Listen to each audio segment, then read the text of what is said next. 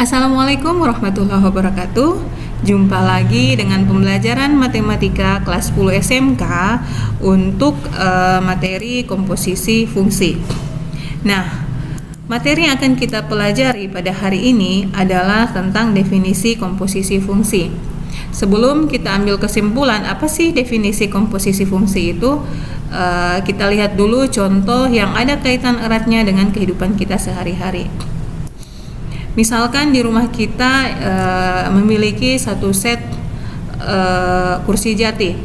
Nah, kursi jati itu tidak mungkin dari pohon kayu langsung tiba-tiba jadi sebuah kursi jati. Pasti ada langkah-langkah atau ada bahan dasarnya yang digunakan untuk dijadikan sebagai kursi jati. Nah, yang pertama pasti dari gelondongan kayu. Jadi bahan dasarnya adalah dari gelondongan kayu. Dari gelondongan kayu ini akan diolah oleh pabrik atau si tukang kayu menjadi sebuah papan. Nah, dari si papan kayu ini, papan dari kayu gelondongan ini kemudian diubah oleh pabrik ataupun tukang kayu menjadi sebuah atau satu set kursi jati. Nah, ini disebut sebagai komposisinya. Komposisinya adalah gelondongan dan dirubah lagi menjadi sebuah papan. Atau ada contoh yang lain lagi. Misalkan kita ingin makan kue donat. Nah, kue donat itu apa-apa sih komposisinya?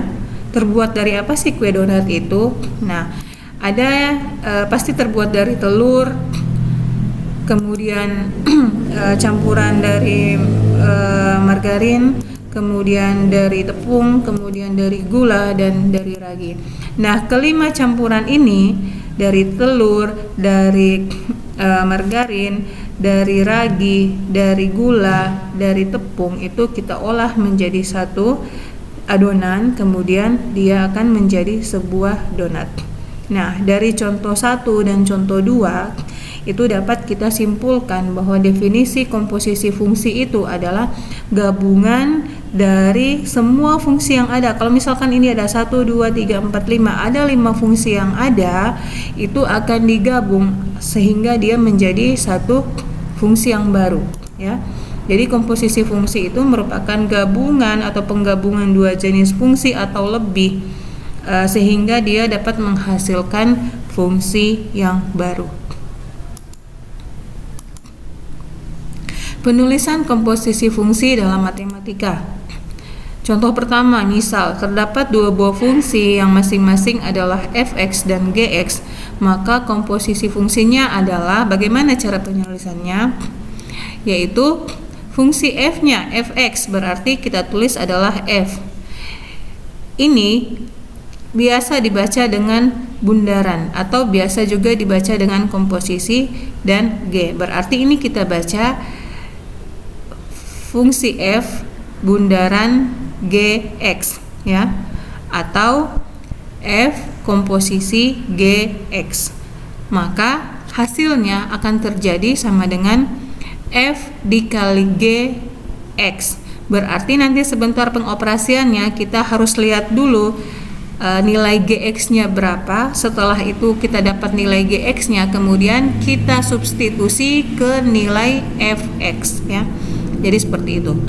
Kemudian contoh yang kedua atau kebalikannya, misalkan dua buah fungsi yang masing-masing gx dan fx, maka komposisinya adalah ya hampir sama cara penulisannya. G bundaran fx atau g komposisi fx sama dengan g kali fx. Nah, di sini hampir kelihatan sama, ya. Jadi hampir kelihatan sama f bundaran gx dan g bundaran fx. Kalau misalkan fungsinya sama, kita gunakan masing-masing fungsi f-nya sama dan fungsi g-nya sama, maka yang terjadi adalah tidak akan berlaku sifat komutatif dari f bundaran g tidak sama dengan g bundaran f. Nah, untuk lebih jelasnya kita nanti sebentar lihat di contoh yang berikutnya. Nah, bagaimana kalau misalkan terdapat 3 fungsi? Masing-masing adalah fungsi f, fungsi g, dan fungsi h. Maka sama caranya.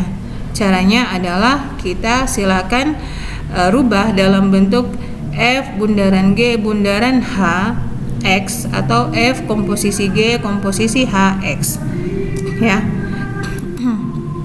Oke. Contoh.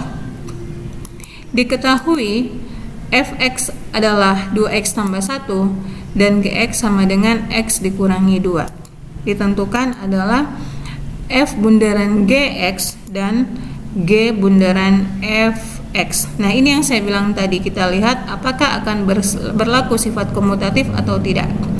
Oke, penyelesaiannya. Yang pertama adalah F bundaran Gx sama dengan F yang ini dikalikan dengan Gx.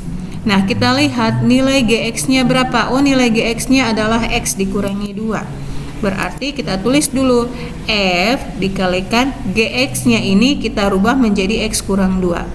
Setelah itu, setelah kita rubah, belum ada pengoperasiannya, maka kita pindah ke fungsi F. Fungsi F sama dengan berapa? 2x ditambah 1. Maka si x ini yang mengandung variabel x di 2x ini kita ganti dengan yang ada Gx-nya, x dikurangi 2, karena ini sudah berubah menjadi x. Maka 2 dikalikan x dikurangi 2 ditambah 1. Satunya ini dapat dari mana? 1 itu adalah dari soal 2x ditambah 1. Oke, berarti tinggal kita operasikan. 2 dikali x sama dengan 2x, 2 kali 2 sama dengan negatif 4 ditambah 1. Hasilnya sama dengan 2x kurang 3. Kurang 3 dapat dari mana? Karena negatif 4 ditambah 1 sama dengan negatif 3. Oke, cara langkah yang kedua. G bundaran Fx. Berarti kita tulis adalah G dulu, kemudian Fx-nya yang kita lihat. Fx-nya berapa sih? Fx-nya adalah 2x ditambah 1. Maka kita tulis dulu Fx-nya 2x tambah 1, ya. 2x ditambah 1 dikali G. Nah, sekarang si 2x ditambah 1 itu sudah menjadi bagian x dari Gx-nya. Maka kita lihat Gx-nya di sini sama dengan x dikurangi 2. Maka si x ini yang akan kita gantikan dengan 2x ditambah 1. Karena x-nya di sini adalah 1x, maka kita tulis 1 dikalikan dengan 2x ditambah 1 dikurangi 2. Maka tinggal kita kalikan. 1 kali 2 sama dengan 2x, 1 kali 1 sama dengan 1 dikurangi dengan 2, ya. Jadi yang kita kalikan cuman yang di dalam tanda kurung ini. Lanjut kita operasikan.